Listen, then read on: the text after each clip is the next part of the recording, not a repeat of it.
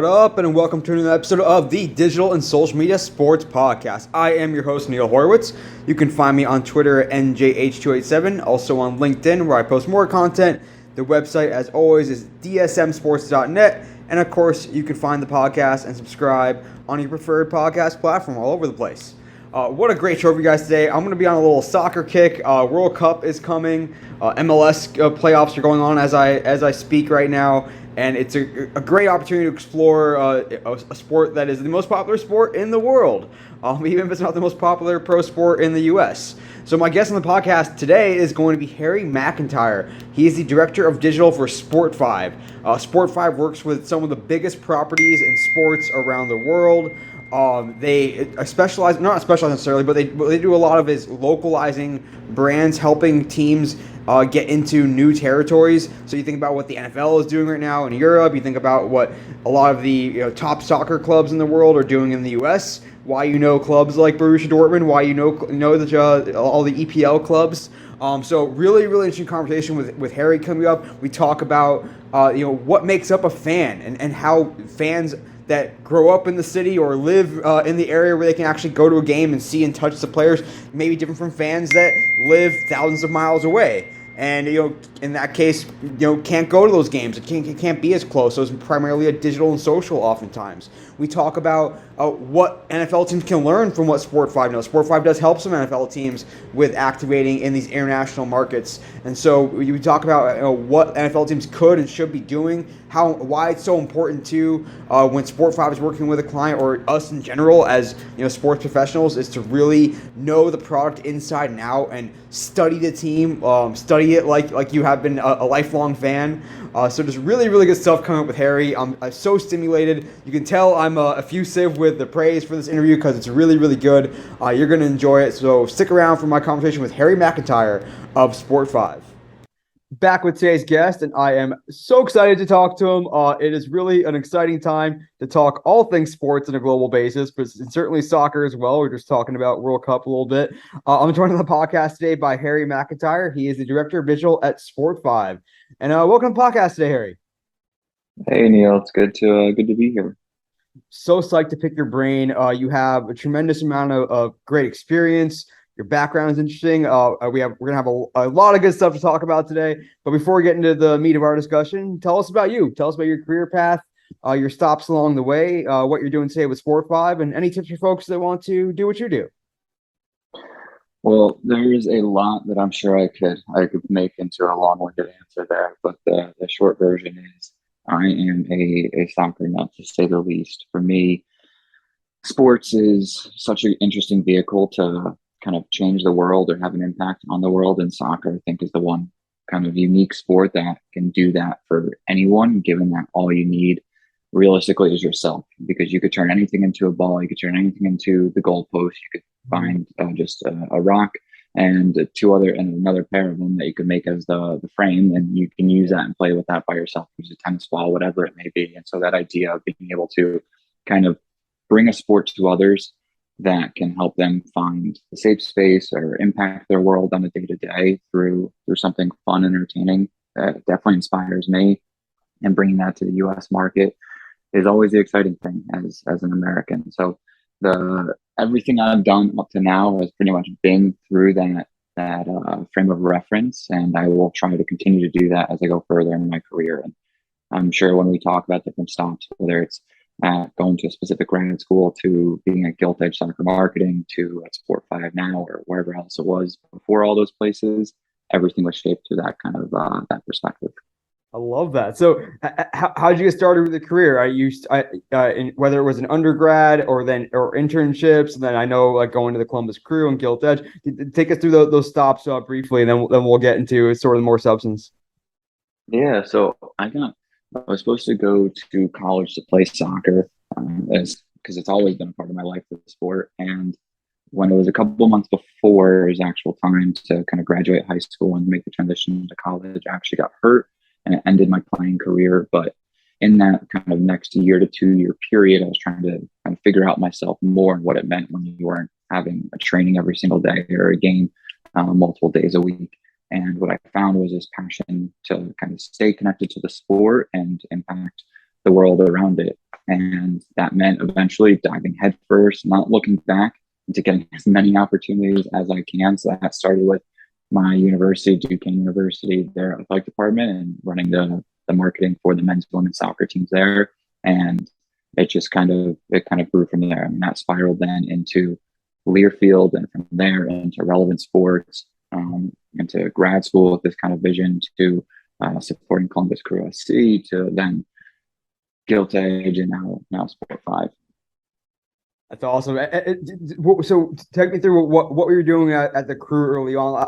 What was sort of the the roots of your experience as you started out young in your career? Where like we have talked to people on this podcast that are sometimes coming from the comm side or the marketing side or the social media side or the creative side.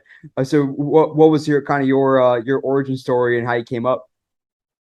Yeah, so it's interesting. So I wasn't a full-time employee of the organization, but when I was at grad school at Ohio University, we were trying to find different opportunities that we could get professional experience. And with my close friend and now colleague slash boss, Kareem Fatih, we really uncovered this chance to try and help the crew grow within Southeast Ohio, where the university is based. So we created a partnership with the soccer club, and then created this entire street marketing grassroots organization that was built around trying to connect with one-on-one with potential fans all throughout southeastern Ohio. And Yeah. that meant we were driving from Athens, Ohio, where we were, to going on a local television station to talk about the team, to driving to table at a small kind of town festival and bring the crew to them a bit. And it was a really interesting and exciting experience, and one that I think I can speak for myself, and I would say Kareem too, as well as others, that it was a really interesting learning experience for us. Is like you were interacting on a one-on-one basis most often directly with someone right in front of you, and so you got to see what was kind of piquing the interest of potential fans, what was piquing the interest of current fans, and what might excite them to try and go to a game or follow the team on social media. You name it. Yeah.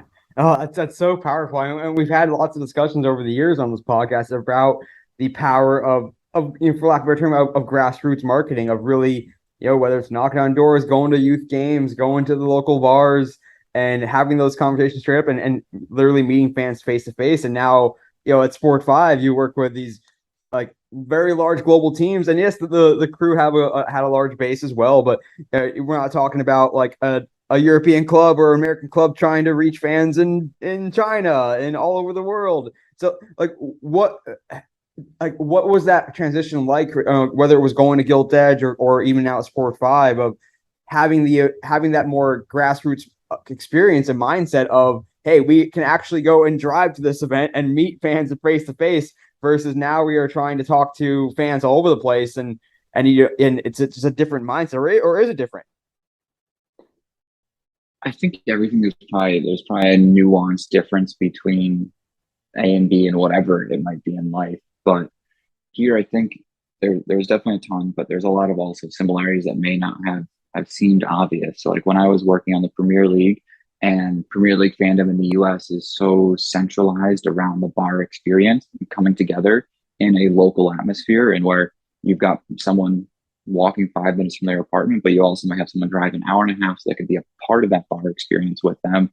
Um, it really helps shape and understand, when you're trying to drive community around a physical location, how it all comes together. So on the Premier League side, I was working very, very, very heavily on the digital aspects, running their social channels, producing and directing different video series for them, and trying to keep that frame of mind of what still inspires that fan. When, yeah, you can see it on Twitter, but Twitter is also, you never know, people get a little extra confident on there, or they're a different type of personality Yeah. within their greater version of themselves. And so I think it did help frame that. And I do try and keep that in mind of what is the behavior that people have, yes, online, but also physically, and how can we then merge those together to create a more accurate fan profile for someone when we're trying to create what that future or next level fan really looks like.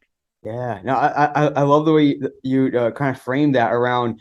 everyone coming together, and sometimes that physical location might not be a stadium. Sometimes it might be a bar. Sometimes it might be a watch party. Sometimes it might even be something digital that we'll get into in the future in this conversation for sure. But when you were talking about developing fans, especially we can use the Premier League as an example because it's a perfect example of are you then, especially as we think about U.S. fans, is it about like, hey, we all want to come together because we are all fans of this sport of soccer, or we are all fans of Premier League, or can you not get as granular in the U.S. where it's not just, hey, like we want to make sure we get all of the. You're going to come to us because you're going to find other Arsenal fans. You're going to come to us because you're going to find other West Ham fans. Is that soccer? Is that unity? Or is that soccer fandom in the U.S. about, hey, like I find someone that I can talk Premier League with, or is it still like, hey, you're not a fan of my team, so get the hell away from me? Yeah, so the two things come to mind when you say that. One, it's so interesting over here, and especially trying to explain it to European colleagues or European friends, what soccer fandom is like in America is because it's so different than what the rest of the world experiences. And it's different because over here, everything is so siloed. Liga MX fandom is totally siloed from MLS, from Premier League, La Liga. Yes, there are definitely overlapping segments that go into each one, but just because you are a fan of soccer doesn't mean you have a team in every league. That would be a logistical nightmare to support all of your teams. But so there's these nuanced differences in how you support your different teams in specific leagues because of the time zones that they're occurring in. If you're an MLS fan, you're not getting up at 6 a.m. to go and watch Liverpool play because you're not a Premier League fan potentially. And so your idea of setting an alarm clock on a Friday night to wake up earlier than you might for work and then go and brush your teeth, shower, and drive to a bar or just sit on your couch is a totally different experience than, say, getting ready at 4 p.m. to drive over to Red Bull Arena and watch your team play. And so there's definitely these silos of differences, and you can find conversation points of commonality, but also there are very distinct areas where it's hard to find that because it's totally different. How like a college basketball fan of Kentucky may not be able to do that with a diehard fan of the Memphis Grizzlies, even though their teams are realistically not that far apart geographically in the country. But at the same time, where it's interesting and there is this natural commonality and this bond of being a fan of the sport or of the league in particular, I think the perfect representation of what this is in America is the Premier League Fan Fest. They actually just had one in Philadelphia this past weekend, which would have been, I think, October 14th, 15th.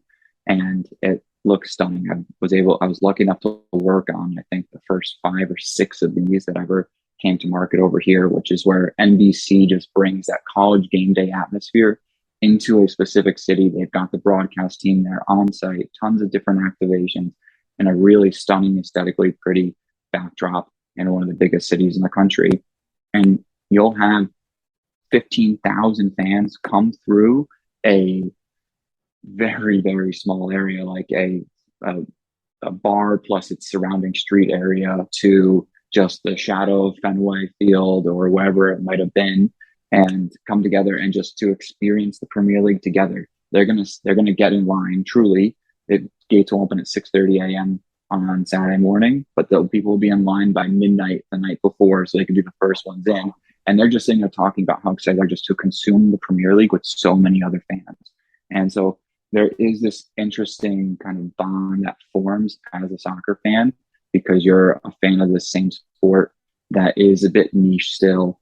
And you can have this kind of natural commonality of having to search hard to find all the best information on your favorite team or see what all the transfer rumors are because you're not getting on SportsCenter, you're not getting on ESPN, you're not getting it in all these traditional outlets in the same way you're getting after the NFL, NBA, MLB, NHL, and so on. So it's a yes and no to that answer in a way, if you will. But for me, I think that makes it really exciting because you got this natural inroad with someone, but also in a way you have this area where maybe you can kind of grow together through educating each other by not necessarily knowing everything right off the bat about every single league or team that may exist. Yeah.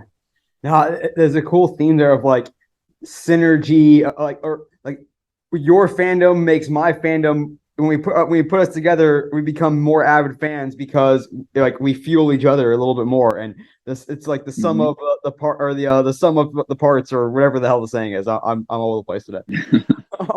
But I love the idea of like, is that like a common theme when you guys are thinking about activating around the world at Sport Five of hey, like we want some way to bring people together and to have those face-to-face interactions, to have the ability to show that you are not on an island, that you are one of many who share this passion. And is it also like when you're thinking about planning an event, is it really like, hey, we want to make sure that we get that sense of community versus like not I'll say versus, but along the lines of we want someone to feel like they're touching and feeling the brand, the team. Maybe it's there's player meet and greets certainly that happen around the world. So like, are you? Is it just as much about like, hey, we want someone to feel like they are as close to going to a game as they're going to get without traveling overseas in some cases, or is it really just more about that community aspect and finding ways to activate that sense of togetherness? Yeah, the fan experience in my mind is not one that can only be developed through the physical environment or just solely through the digital one. It all has to come together and work in a collaborative way, and for everyone's favorite marketing buzzword, and kind of through a synergistic kind of effort. And when we are trying to do different activations on a day to day in digital, we're always thinking about, okay, how can we grow the relationship this fan has with a club, with a league, with a brand, you name it, and being able to understand the root of that relationship allows us to connect with them and push them up the fandom escalator. But there's only so far it can go. You need to have that physical complement. And like, I think an interesting example is with BVB, so Borussia Dortmund, the second biggest team in Germany, they are top 15 biggest club in the world in global soccer, home to many iconic American soccer players.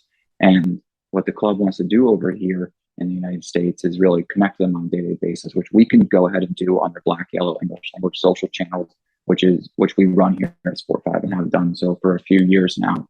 And while that is an amazing place to create everyday touch points with them, we also need to have that physical complement.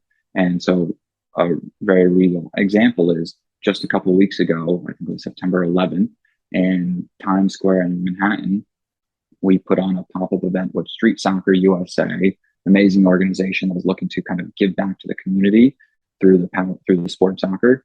And it was this amazing pop-up event that had some of the kind of key stakeholders in the New York metro market come in, play soccer for a good cause, and create an unbelievable atmosphere for fans of the club to come together and watch this tournament while also being able to go ahead and support BVB, the club they love. And this is just such an interesting touch point for someone who has only experienced the club in a digital format, and flying over to Germany may seem like such an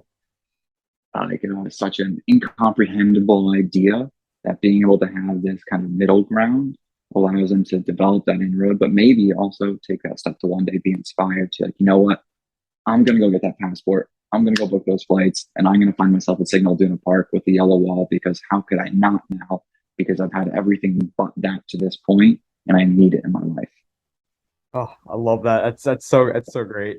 And I will say too, that anyone listening should go check out the at Black Yellow accounts, because I think when we first spoke, way back when, Harry, like I was effusive about how much I love following those accounts and what a great job you guys do on there. Um, and let's dig in on that a little bit, because I think we talked about this a while back too, of when you're representing a club to that unique fan base, that whatever, that non-local fan base, a different language account or a different country account, whatever it might be, how much of it is trying to translate what the club is already doing on their German accounts in this case, or whatever, not just Borussia Dortmund, but any club, versus creating something that is Dortmund for the American populace, the American fans. Like, are there certain things that are universal across the board that, hey, if a fan from New York meets a fan from whatever from Berlin, they should be able to have some shared ideas but there's also some nuance and differences that are going to resonate differently in the States because of meme culture or different references, whatever it might be. It's like, how do you balance that idea of like there is a universe, there is this brand that's historic and powerful, but it also needs to make sense to these other localized audiences. Yeah, no, it's a really good point because fandom in Germany versus fandom in the US for BVB, there are definite differences in the way that people consume the sport or the way that they consume the club, really.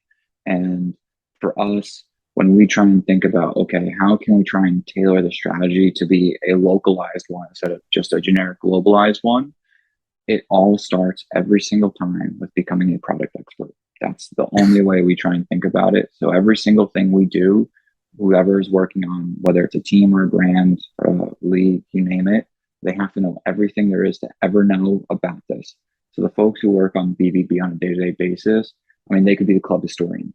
I mean, when they join our team, you it's probably a hilarious experience for them of what onboarding is like because of the kind of ringer that we put them through and the level of depth that they have to know. Because to be able to appreciate the greatness of Marco Reus right now, or even know how to tailor how much content should be about Gio Reyna into the US market, you need to appreciate the strike partnerships from the 60s that formed the kind of fandom that has the older generation still entrenched with the club, Yeah. and are still loving the current crop.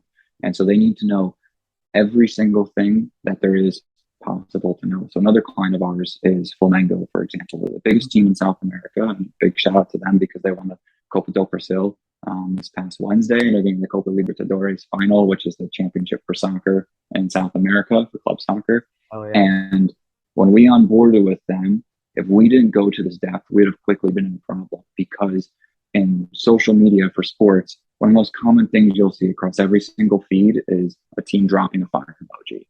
And that seems inconsequential. It seems like, of course, why wouldn't I do that?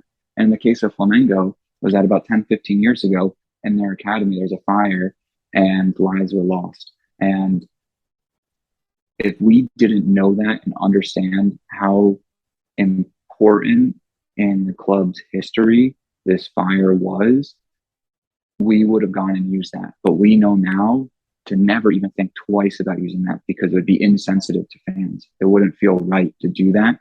It wouldn't be as if we appreciated the club in the same way they did.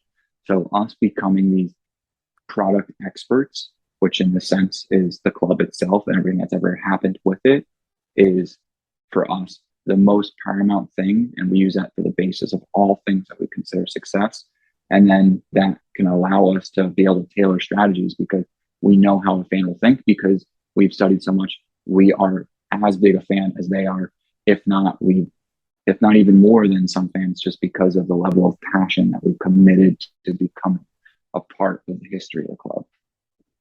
That's so well put, and I think that's a lot of that's the crux of a lot of what we talk about with Sport 5 is and what you guys do for clubs that are truly trying to become global brands is it's not just like you can use dirty translation on Google Translate and just here's our English language account and hey America, like this is for you, but it's so much more different to really understand what the club is about, what resonates, and all in the same token, what resonates with that local audience. And that the example you gave with the emojis is so perfect. And I think if we think about what is the basis of fandom, and I'd love to get your take on this as well, of thinking about, okay, understanding like a shared history. That's like even the definition of a nation, of what a country or nation looks like Red Sox nation is a nation, having a shared history, having inside jokes, potentially having a shared language.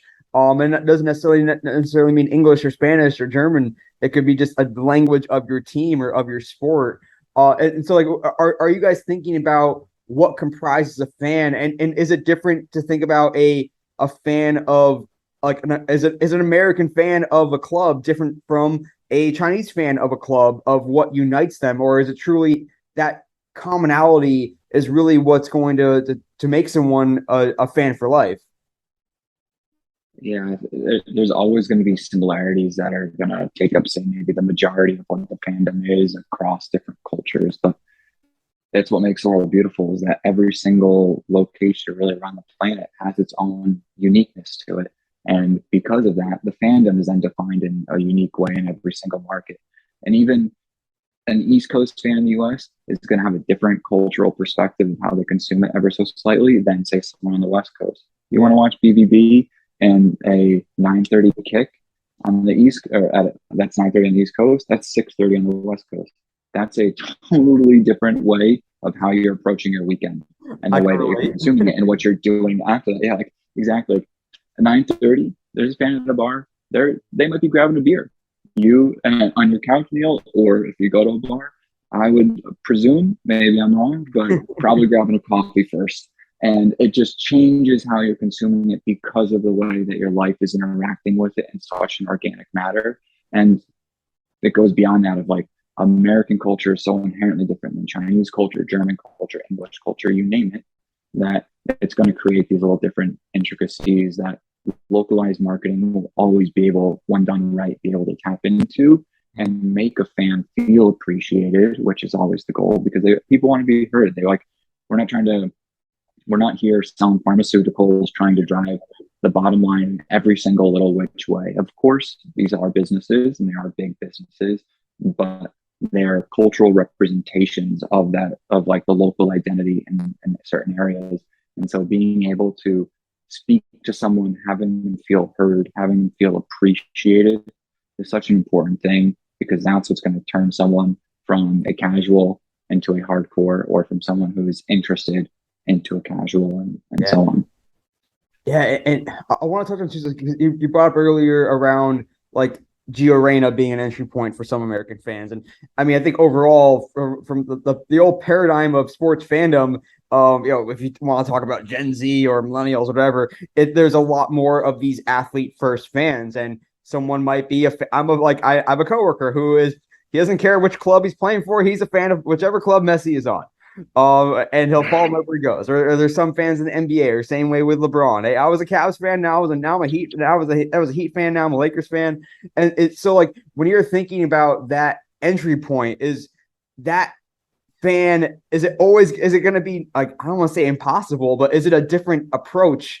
When you're thinking about a fan who came to a club or a team because of a given player versus what are we trying to like use that as a way to get them to eventually fall in love with the crest and the team, or is there an artificial ceiling because they're just going to follow that player or that athlete wherever they go? That's a great question. So I think there probably is a ceiling in some capacity, but it doesn't mean you can't kind of push through it. It's one that you can definitely break through.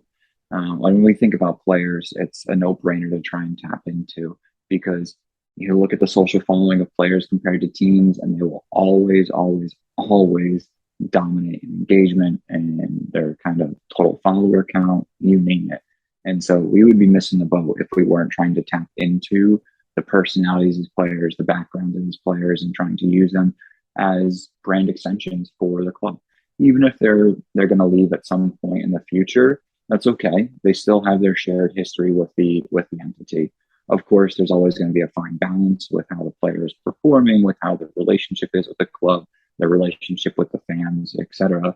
But that's always something to tap into. And even like for us, the one thing we always try and keep in mind too is fans are smart. They do research on their own because they are just excited and interested about the club.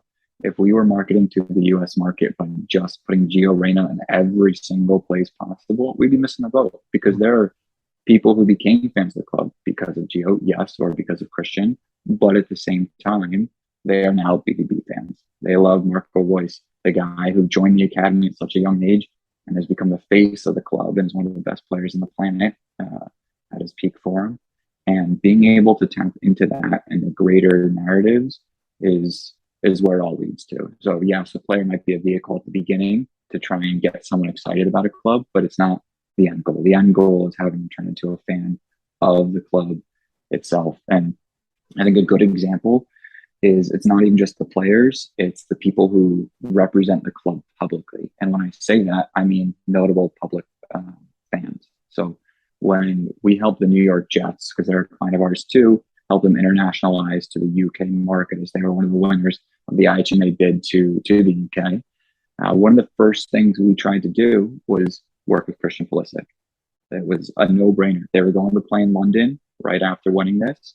Christian, the biggest male soccer name for the United States on the planet, plays for one of the biggest teams on the planet in London, and the team was going there. Like, okay, what are we doing? How are we getting Christian to this game, knowing he's such a big Jets fan, even though he's from Hershey, Pennsylvania? And we'd be shocked to know that, but knowing that little detail put us in such a great spot because now we can work with him to try and communicate the message of the NFL game of what the Jets are in that market and have this soft entryway in to potential fans. And so then trying to collaborate with Chelsea or other Premier League clubs in the back of it, it all extends. I mean, it goes further of like, you just find those organic touch points. You find that the two brothers on the Jets, they are from Birmingham, Alabama. Well, there's Birmingham City and Peaky Blinders. How do we try and bridge that gap into something that's more formal between Birmingham City or between Peaky Blinders because of that natural connection? So even if it's a very obvious and famous person like Christian, there's also those kind of more nuanced, less obvious ones that become those kind of organic touch points that can become long-term connection spots that you can then play into, own, develop as those extensions of the club. I may have wandered from the initial part of that question, so apologies if that was the case, but hopefully in a way that circled back to what the question was. No, it's fantastic. I love the notion of finding these points of intersection that you may think that you have nothing in common, but there are things that there's those entry points can be areas that are of mutual interest, or again that sort of intersection of culture. And I love that Christian Pulisic example of, hey, you may not know the Jets, but you know Christian Pulisic and he loves the Jets, and here you go. Here's your entry point. Now we at least have a foot in the door, and that's really cool to hear that. And let's dive in a little bit. Just a few minutes left here with Harry McIntire, director of digital for Sport 5. Harry, we have so much more to touch on, so we're gonna continue going because it's just so awesome. Let's talk about the American football story, so to speak. And yes, the Jets, because they're a client of yours, but also just more from macro perspective as well, as many of our listeners will know. Relatively recently, the NFL handed out whatever you want to call them, like licenses to market in various countries around the world, from Mexico to the UK to Germany and beyond. And so now we have a bunch of NFL teams that are really trying to make concerted headway into these countries, and they're going through maybe a little bit different of a case that a soccer club trying to activate in the U.S. may be going through, because at least we know what soccer is out here. There, they may not even know the rules of American football. It's like us trying to get into maybe cricket or rugby or whatever it might be. So how important is it that fan who is going to their first American football game, they're seeing the Jets in the UK or wherever it might be, do you want them to eventually, how important is it for them to understand what the hell's going on? Or is it really just like, hey, there's an element to just being part of this and wearing a Jets jersey alongside other people that wear a Jets jersey and having a sense of fandom? Like, how do you balance that? Hey, we want them to eventually know the sport so they can complain about not going for it on fourth down, versus just, hey, this is a team they can become a fan of and get excited when they win and upset when they lose. If you come across the easy answer to that, please let me know, because I would love to know, because it's not black and white. It's one of those things that's kind of hard to understand or hard to just wrap your head around on how you try and break down even a potential answer to it. And so when I think about American sports leagues, not even just the NFL expanding overseas, it's really an interesting proposition. I mean, what is it, 2-3 decades ago at this point, NFL Europe attempted to try and do an early inroads over there, and ended up not working out as well as it thought. But then you've got London game going on, etc., and you've got other sports leagues doing similar. But it's interesting to see how it's progressed, and I think it would be incorrect to assume that you can get someone who's willing to open up the rule book, take a test, and prove that they have NFL knowledge or NBA knowledge just because they want to be able to consume the sport better. You have to go step by step by step. You need to kind of get them on the escalator of fandom and then move them up one at a time. And so having an engaged social digital feed is going to be the lowest barrier to entry to get someone to be like, oh, that's fun. You might come across maybe that witty meme that you thought was funny. So, okay, let me throw a follow on this account. And now you're paying attention a little bit more. And because you're not just pandering to the lowest common denominator, but you're authentically telling the history of the club. And then you're authentically trying to connect through education, where you're able to then kind of help people who are starting earlier in their fan journey to move up.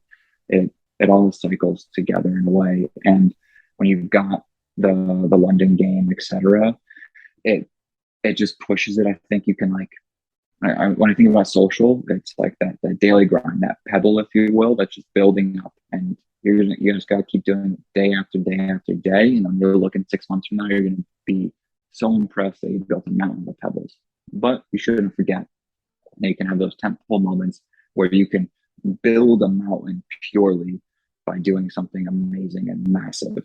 And that's what those kind of NFL London equivalents get to be. And you get to see everyone coming out. But if you ever go to an NFL London game, it's an interesting experience. It's almost like going to an international summer soccer friendly over here in the States. You go to the game and you see a jersey of every team. It's a hilarious thing to think of someone who, if you're going to, say, a Chargers game or a Giants game, like, you would never be caught dead wearing a Kansas City Chiefs, Tampa Bay Buccaneers one. But because those teams are great, you're going to see as many of those jerseys in the stands, because for them, this is the one touch point that they have to be able to consume the sport in person. And so just creating those kinds of tentpole moments that can collaborate with those pebble ones, so like pebbles versus boulders in a way, it allows it all to kind of synchronize together. And I know an amazing one is the Chicago Bulls, also a client. So our French digital team at Sport5 recently launched Les Chicago Bulls, which is a French Instagram account for the organization. Wow. And it's in an effort to help the club take that kind of pebble approach day by day by day, build those inroads, develop fans organically. So that way, by the time the Paris game comes around next year, there will be this engaged community around the Bulls that will just be clamoring for this opportunity to finally see them play. And I think it'll be a really unique experience. And I think it's very, very clever by the Bulls to try and create this type of setup for them. And it's just the beginning. And for people who may be wondering, well, does this actually pan out? Like, it's kind of hard to see the results of this. You go and look at the soccer organizations from Europe that have spent and invested the most money in the American market over the past 10 to 15 years. There is a direct correlation with the most popular clubs over here. Yes, of course, you can't kind of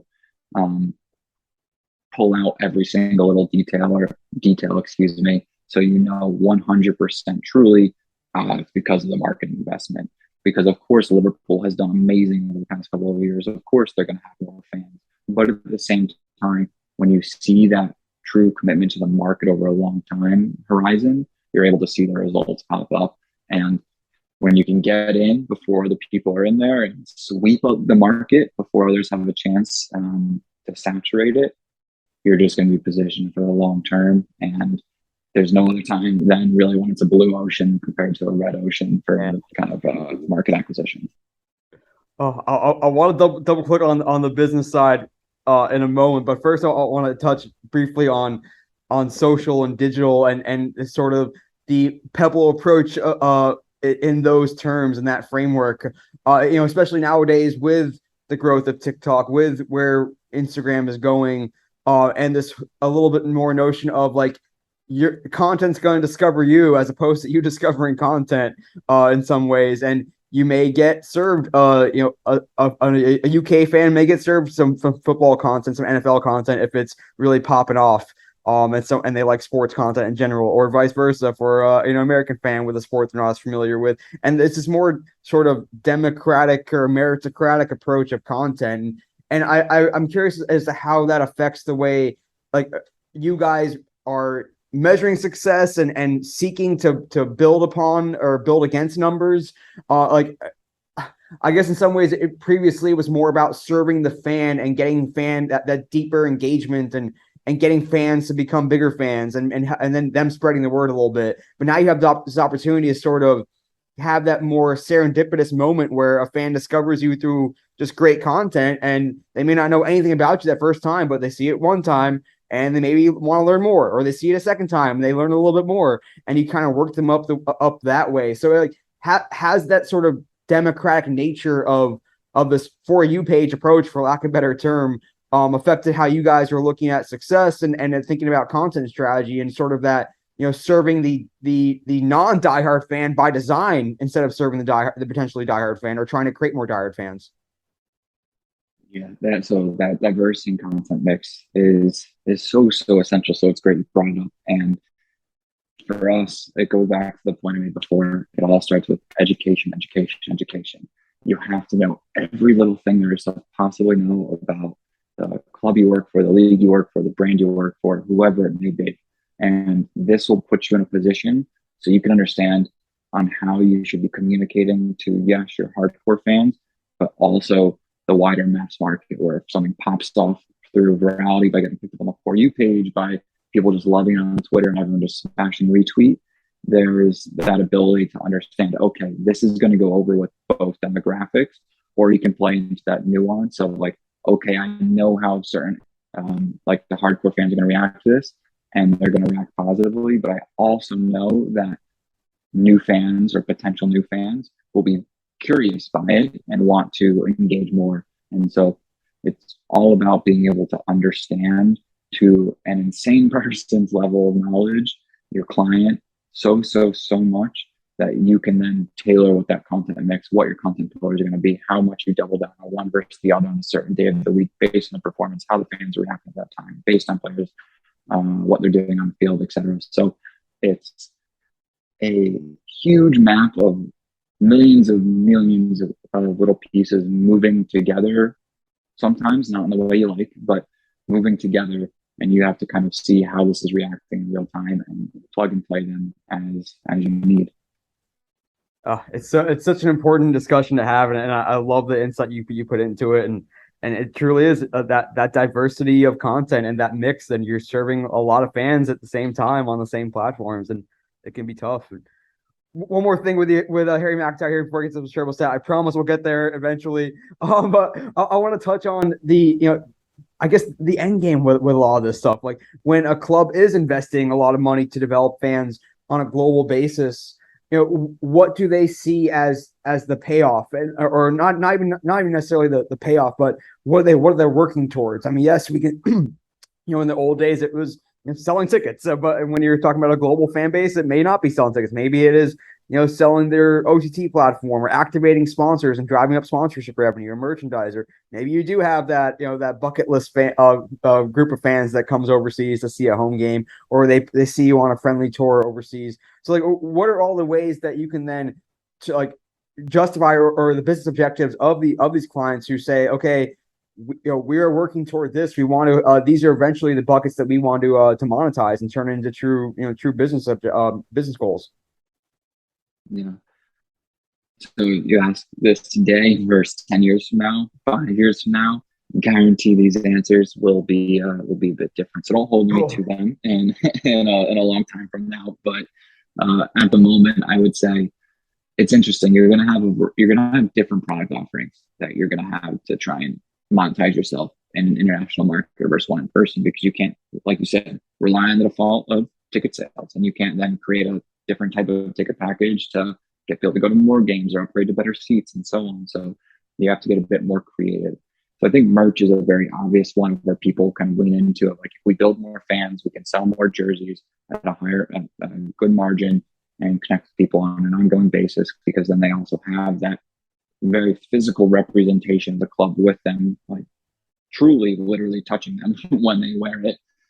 So merch is a very obvious one, but it goes further. It goes into the idea of, yes, being able to actually get fans to fly over, whether it be in groups on their own and so on. It goes back to, you drive more fans, you are able to get more people to watch. So it's like a Trojan horse a bit. More people watching means more broadcasters want it. More broadcasters want to pay more for it. And the league are able to sell their rights for more money. Who does that rights money trickle down to? The different clubs. And so there's a very cyclical effect to that. So that's another key one I would say when you're trying to make these investments in different markets that it funnels into. And the one that's interesting that we'll see how it kind of plays out in the next 5, 10, 15, 20 years is everything Web3 related. Blockchain technology and what's based on there is going to be very interesting on how it develops, changes the way that people interact online or in online environments, because you are going into a world where you can have proof of ownership, whether it may be, I don't think the future version is a simple JPEG that is owned on a blockchain, but that idea of being able to now own something and you can more clearly represent your digital personality that can follow you anywhere you go, just like you can do in the physical world, will be a really interesting development. And how it's monetized and grown is going to be something I cannot predict. I'm far too dumb to be able to do that.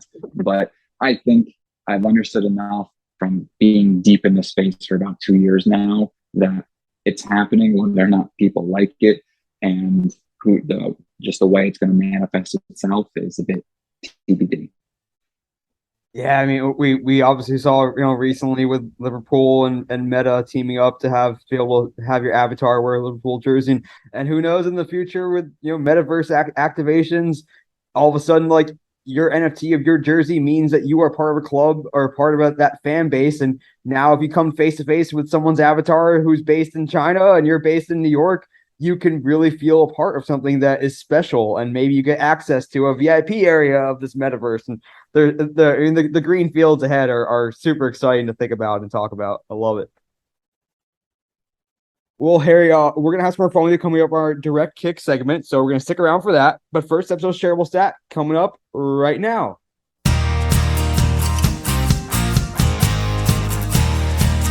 Awesome chatting with Harry McIntire, Director of Digital for Sport5. I told you it was going to be good. We hit on so many great, interesting ideas. Talking also about, I like the conversation around diversity of content and how you're sometimes targeting those fans who are already fans, trying to make them into even more diehard fans or lifelong loyalists. And then other times you're thinking about how can we bring in the fans of tomorrow, the fans that don't even know they're fans yet and may not even know who the club is, and how can you start to get them on that quote unquote escalator to fandom. And it's a tough balance, but Harry and the Sport5 team do a good job with it for sure. It was interesting to hear that part of the conversation among many other things.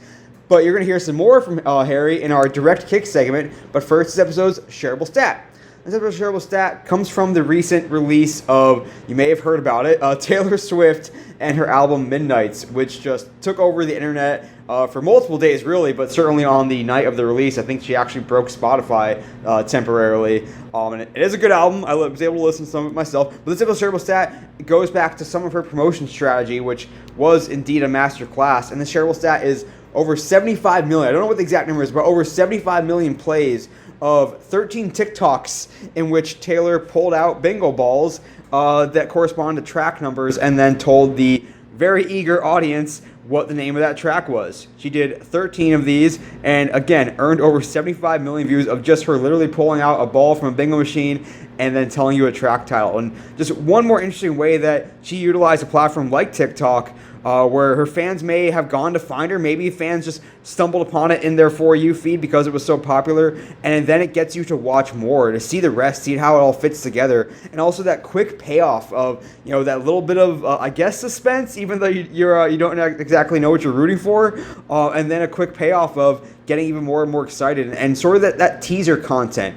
I think if you want to really learn a lot, or at least get some inspiration and ideas, look across everything Taylor Swift did in that teaser mode. She had a teaser that played on Thursday Night Football with Amazon, and that was a great activation with Amazon that ended up on her social feeds as well, and earned, I think, the Instagram Reel had over like 45 million views at last check of just that teaser talking about the teaser that was going to be on Thursday Night Football. So really interesting stuff just overall to look back at everything she did to promote the release of Midnights. Always one of the best marketers in the space, really, and really cool to see how she does what she does with her massive fan base that lives and dies with every little word, every single peak they can get. And there's certainly something to learn about that from everyone in the sports space and beyond.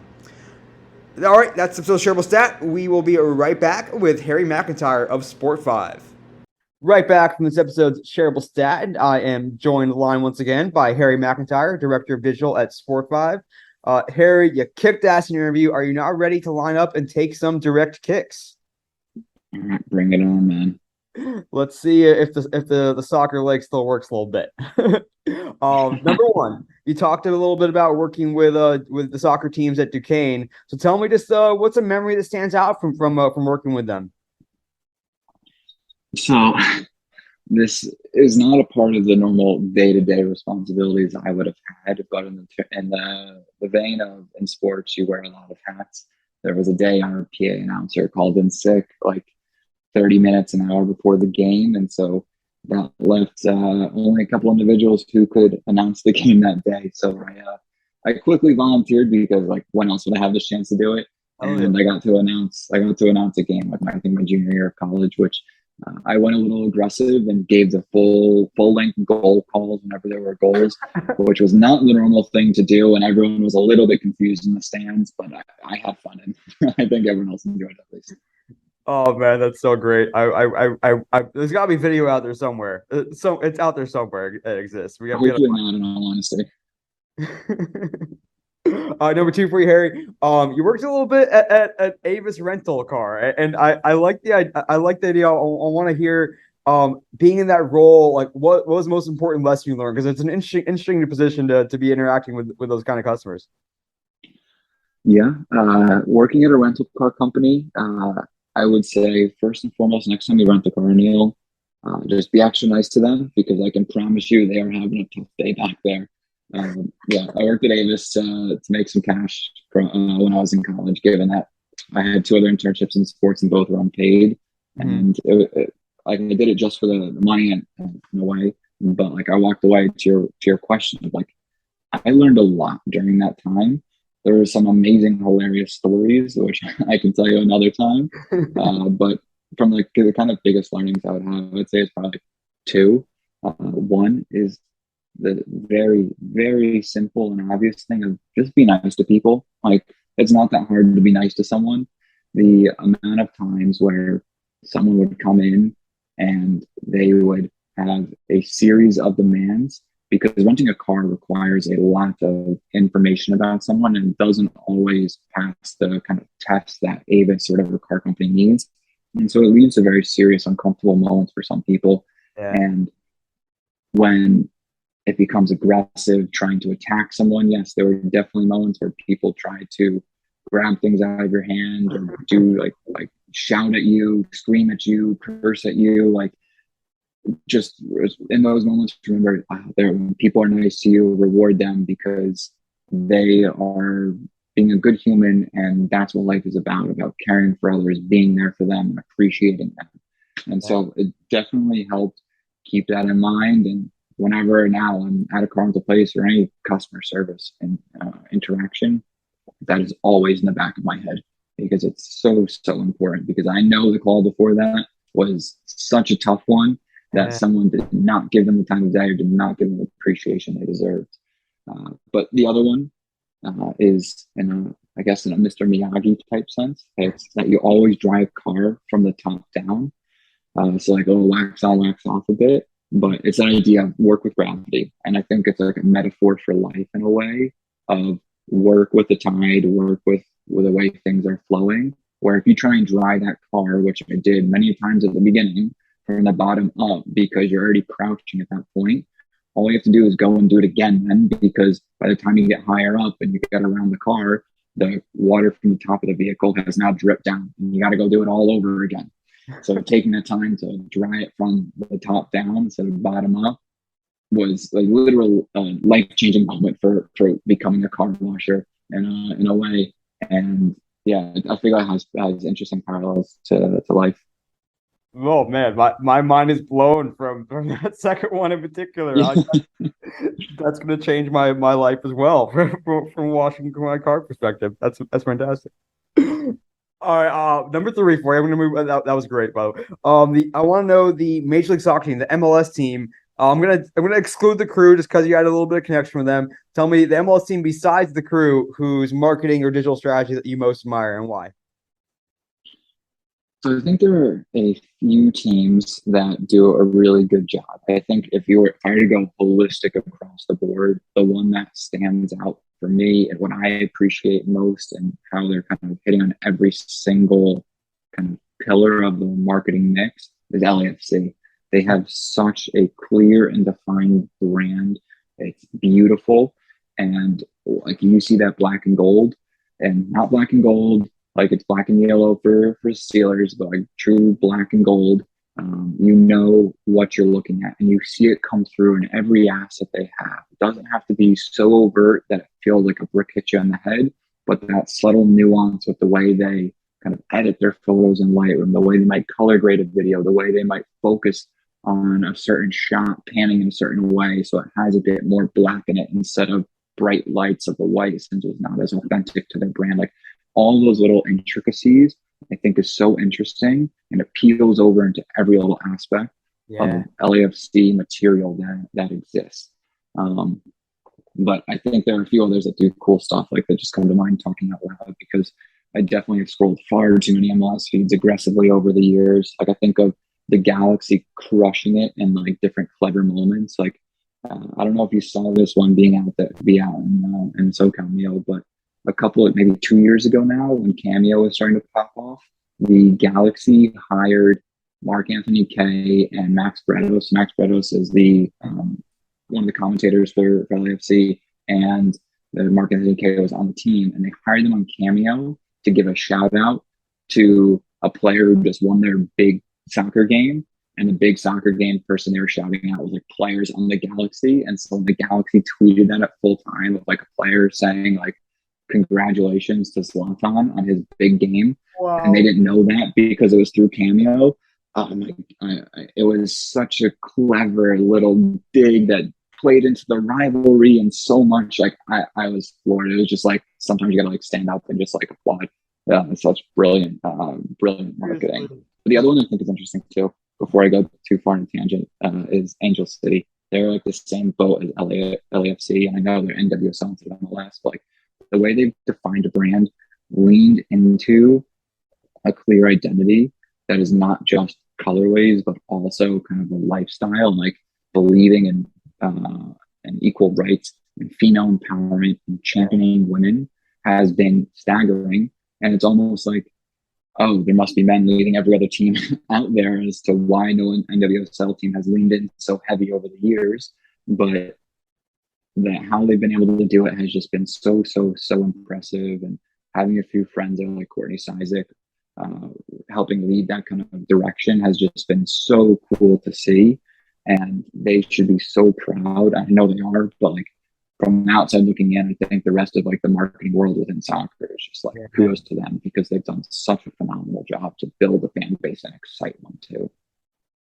And like, what's that like from your global seat as well, representing clubs across the board? Like when it comes to that sort of values based, I guess not approach, but just when it comes time to expressing the club's values and chiming in on something that might be a divisive topic in some ways, or a quote unquote political topic. Like, is that something that do you need to make a statement? Do you need to like have it be across the board and universal? I'm not going to give any specific examples, but like how important is it or how important will it be to express those values from a localized perspective and have it be consistent with the international brand? Yeah, I think it's really important, but it comes down to the bit of a theme from my ramblings today is all about education. You got to know your history of your club. Mm-hmm. It would be really off if a club has had a history of racism issues amongst fans, and then they try and take out of nowhere a stance on a sensitive topic that's related to race. Like it would feel so unauthentic. Like in that case, you need to do deeper inroads where you're not talking about it, earning your right to talk about it in a way to try and make systematic and structural changes in society. Then you can. But for an organization who has from day one been committed to those kinds of things, like Borussia Dortmund, through their Borussia Verbindet campaigns, and really tried to own being supportive of everyone in their community, no matter who they are, what background they're from, no matter what it is, like then leading that conversation and not just even reacting to something is important, because like in that case, waiting for it to happen is not doing the right thing. You need to be out there proactively in the market trying to make changes, and instead of just waiting for that reactive chance. So in a way, you need to know everything there is to know so you can know how to make a clean and concise plan. But when that comes, it'll depend on what the history is and what kind of data is in front of you to make a decision. Yeah, I really appreciate that thoughtful response. That's like that's great. Number 5 here, Harry, moving right along here in our direct kicks. Tell me, you probably hit on some of these themes, certainly in the interview section. Tell me your number one general guiding principle or tip for teams seeking to develop fans globally in countries outside of their own. So I think you're going to figure this one out, Neil, but it's know your product inside and out. Yeah. You have to become that product expert. I don't care if you work not in sports, you want to market Kleenex. I want to know every little detail there is to know about a Kleenex tissue and what goes into it. I want to know why society at one point started calling tissues in general Kleenexes. Like, where did that come from? What led to that moment happening? Like, why is your tissue softer than Cottonelle or whoever else makes tissues? Like, you need to know all this stuff so then you can be able to market effectively and speak to the relevant target markets. And I think that goes for teams. So I've said it far too many times, I think, today, but it's truly what I believe and stand by.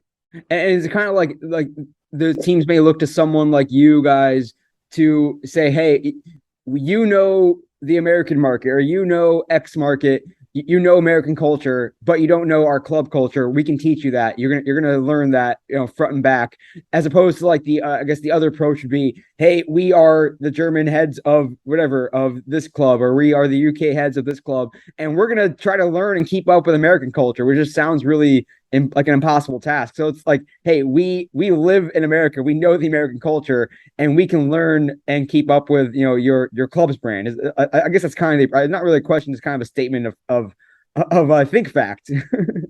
Yeah, I to the most part, I'm right there with you. Of like, that's what it turns out to be. There's always something of like having boots on the ground, of like interacting on a day-to-day basis with the local culture, being able to understand it on another level. But like for us, like we go far too deep here.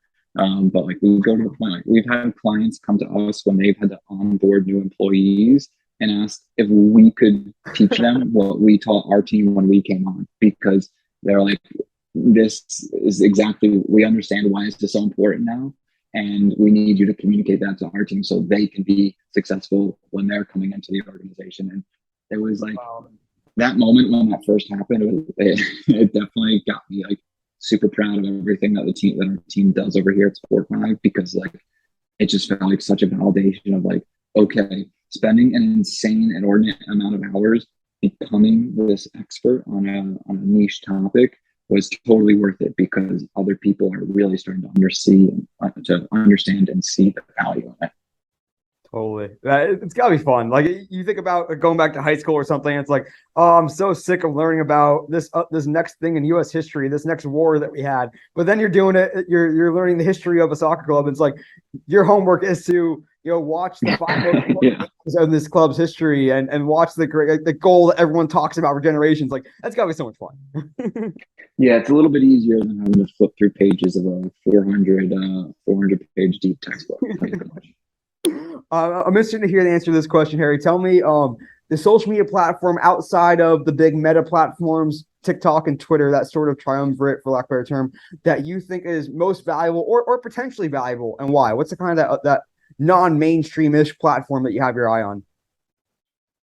So, I mean, I would consider it mainstream, but you didn't mention it within it, so I'm going to use it as my answer. You can tell me if I can or can't use it after I say it, but YouTube. I thought YouTube. Did I say YouTube yet? Because YouTube, that platform, like, it took so long to get to this point in my mind, but I'm similar to you, Neil. You grew up with YouTube just going to a place where you watch shoes as a kid, to Charlie Bit My Finger, to FIFA YouTubers these days, or whatever it may be. And we just go there to consume video. We never like think so strategically about it to understand what it is. But the reason Google acquired it so many years ago is because it is a search engine at its heart. It is the same thing as Google, except instead of producing links, it produces videos. And that type of way to kind of gamify SEO or ability to connect with fans in such an organic way where they're not even realizing it is so invaluable. And then if you take it to the next level of like, you can go on Twitter all day, tweet all day, get tons of engagement, but you know what? It's hard to monetize. You know what YouTube is? It's easy to monetize once you have mass.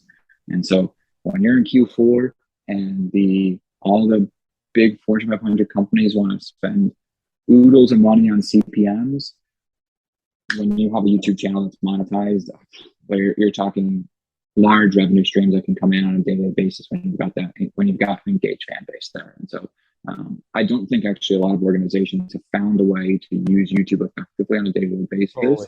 There's a few things that we're actually trying to creatively explore on how to split ad revenue and create content with third-party outlets. But for me, I think this is the one, like, it's people kind of forget that there is just this unbelievable behemoth that can be monetized and drive clear effect on the bottom line, just sitting there waiting to be appreciated, but it's not, because it takes a lot. And so it's kind of just falling by the wayside a little bit.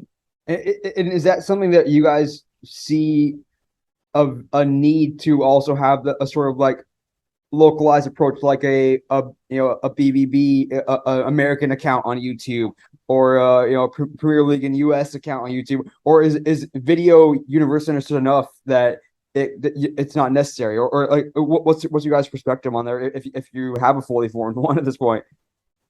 Yeah, I would say the platform is probably best suited broken up by language, and I think that's even an approach that you see with like Black Yellow and BBB. Of Black Yellow is the English language channel of BBB rather than say a USA specific channel. So I think YouTube is definitely highly more effective when it comes to like language localized, and that's where you see like the biggest YouTubers that exist out there. They've leaned in not by country but by language. So like Mr. Beast, if you haven't seen this, I would highly recommend going and checking it out. But he goes and puts out his main video every single time. But he also has Mr. Beast en Espanol. He also has the channel in Portuguese and French and a few other languages. And he goes and has a hired acting team as the voice actors who play the same people every single time, just like you would have for Brad Pitt in Spanish in the movie industry. And they have turned it into so he can now monetize a variety of channels in multiple languages, puts out the content and to connect with anyone on the planet.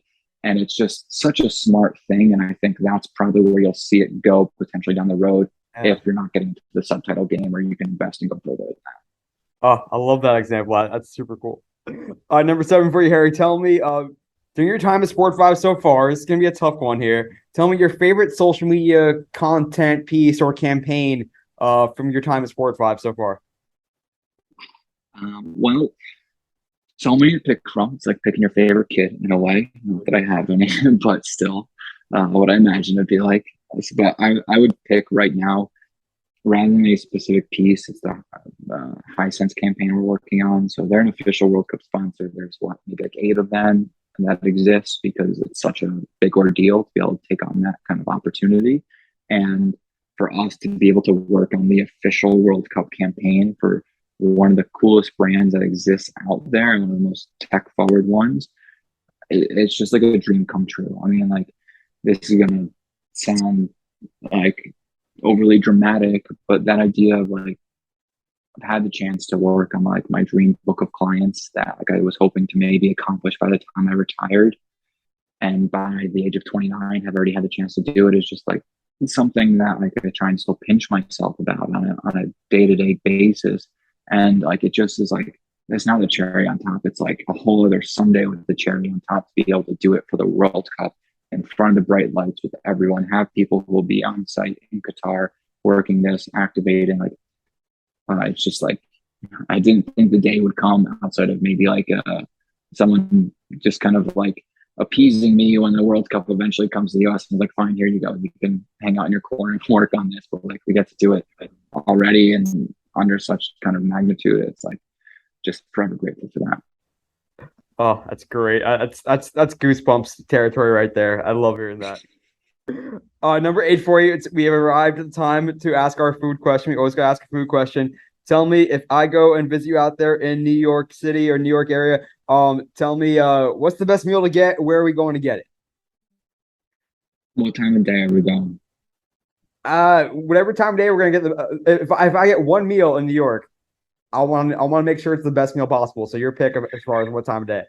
Well, because I got to clarify, because a meal implies like a proper sit down meal where, like, as someone who grew up in the New York, New Jersey metro area, and bagels course through my veins at this point, Okay, uh, take I that. would I would default I would default to Brooklyn Bagel that's in Chelsea and Manhattan.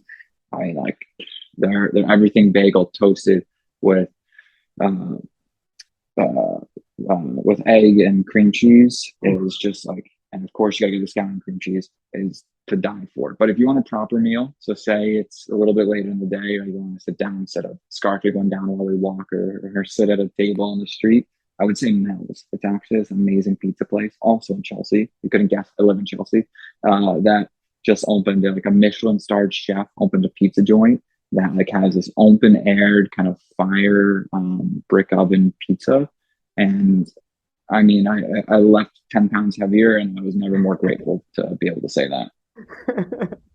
All right, we are set. We got bagels in the morning, pizza in the evening. This sounds fantastic. I am there. Number nine for you, Harry. You went to the amazing Ohio U sports business sports MBA program. So tell me your favorite or most memorable thing you learned from your education there at Ohio U. So, like everyone who went to Ohio, I love that place. It means a lot. Like, I definitely am not in the shoes I am right now without that place. And I think in particular Jim Kaler, who was the director of the program when I was there. I mean, he did so much for every single person there. Like, I just will be forever grateful. But the thing I would have learned, which I don't think I went in thinking that. I thought, oh, this is the number one ranked program in the world for sports business, not Harvard, not Columbia, not any other Ivy League, but it's Ohio University in Athens. Like, what is going on? And so I thought I was going to be some incredible statistician I would learn through some MBA class or something else in the textbook, if you will. But I walked away understanding how important people are around you and good people are around you. Like, it was such an amazing atmosphere to be there and be around 20 other individuals in my class who were all driven to want to build an impressive career in sports and change the way the industry is for the better. And like, I left there and I must talk to every single person, I think, still on a regular basis. Wow. I'm currently in Chicago, traveling to go to a wedding for a classmate of mine who I lived with in Ohio. And when I first moved to Chicago, when I lived here a few years ago, I lived with her as well. Like, to be able to go to her wedding now and now see a bunch of my old classmates is so staggering.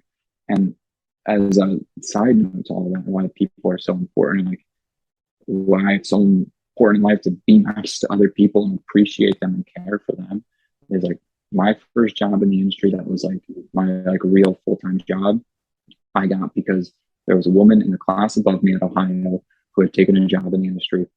Her boss also went to Ohio, and his old classmate at Ohio worked at a soccer specific marketing agency and was looking to hire someone. So when he told his old classmate, who then told the woman on his team, who was in the class above me, she was like, oh, well, I know the perfect person for you.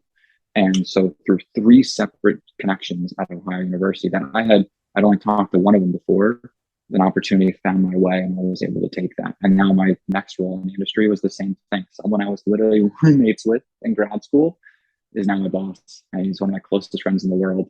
And I moved immediately across the country when the opportunity came to work with him. And it was like, just like being around the great people who inspire you and motivate you is just like such a priceless thing in the world. So great. The Ohio U Mafia is strong, and I remember a few years ago at National Sports Forum that there was like a reception for Ohio U alums only, and it was like this huge family reunion. It was so like I had some FOMO like peering in and being like, wow, I want to be part of that family. It was really cool to see that, and it truly I can does. tell you those are real. They happen. They happen every year, and they are a great time. So next time you're there, Neil, and I'm there, I'll get you in the back door. Hell yeah, I'll sneak in behind you. All right, last one for you, Harry. This one might be pretty tough. Tell me when it's all said and done for this Premier League season, the champion for the Premier League will be which club? So, as an MLS fan, I'm gonna give that answer too, since we're in the heart of MLS playoffs. If that's okay. But Cool. both my answers are gonna make me feel terrible on the inside as a Red Bulls fan and as a Liverpool fan. I hate to say it, but I think that Manchester City is gonna walk away with the title this year in the PL, and then for MLS, the Philly Union. I just think they're too good. Both those teams are just so good. Ooh, by the time this airs, we may just know at least who wins MLS Cup. And I am obviously biased rooting for LAFC, so hopefully you will be wrong. All right, Harry, you nailed your direct kicks. Now your chance to take over the podcast for a moment and tell us your social media all-star to follow. Just tell us who they are, what platform they're on, and why they're worth following. So social media all star, maybe a different answer than a normal one here. So I'm not going to shout out say someone who's like entrenched in the industry, but rather a creator. Somebody named Pablo Roche. I think that's how you say it. I think he's French, Yeah. but he must be one of the most creative people to follow on a platform. He just innovates the way that content like is just done. Like it's hard to kind of say like the things that you forget because you become unconscious about when you're posting or creating content. He's paying attention and is taking this meta perspective, flipping on its head and dissecting it and creating content. And you're like just hilarious because you forget that it's a part of how your content creation process is, or the way he breaks it down. Like, yeah, it's just like he understands the human form so well, and it's an entertaining follow as well as one that's definitely inspiring for the next content piece that people look for. Nice. That's a fascinating one. I'm gonna definitely check that out. That sounds really cool. And how about you, Harry? Where can we find you as well as all things Sport 5 across digital social media? Yeah, so you can find Sport 5 as Sport 5 Agency across all channels on LinkedIn, just at Sport 5. For myself, you can find me at Harry McIntire on Instagram, and I think McIntire Harry on Twitter. Under the gun, I realized that I don't actually know my Twitter handle. Probably should know that. So the amount of time that I've spent on Twitter over the years, the thousands of hours, I should probably know what my Twitter handle is at this point. But I think it's McIntire Harry. Well, Harry, cannot thank you enough for coming on the podcast today. You had such good insights to share. It's an exciting time to be a soccer fan in the United States and of course around the world in general. And I really appreciate you giving us some of your wisdom and experience and time today. No, of course, Neil. Thanks for having me on. It was great getting to talk to you and learn from you a bit today too. Thank you so much again to Harry McIntire, Director of Digital for Sport 5. Cannot thank him enough for coming on the podcast today. Really, again, it is an exciting time to be a soccer fan, to be watching the sport of soccer as the World Cup is weeks away as I speak right now. And of course, it's coming to the States, coming to North America the next time around. Just really good stuff about fandom in general, and cannot thank Harry enough for giving us some of his time today. But that'll do it for this episode of the Digital and Social Media Sports Podcast. Thanks again for listening. As always, you can find me on Twitter, NJH287, also on LinkedIn, where you can see more content. Follow the podcast and subscribe on your preferred podcast platform. You can always find every episode and additional content on the website, dsmsports.net. Until next time, this is Neil Horwitz signing off for the Digital and Social Media Sports Podcast.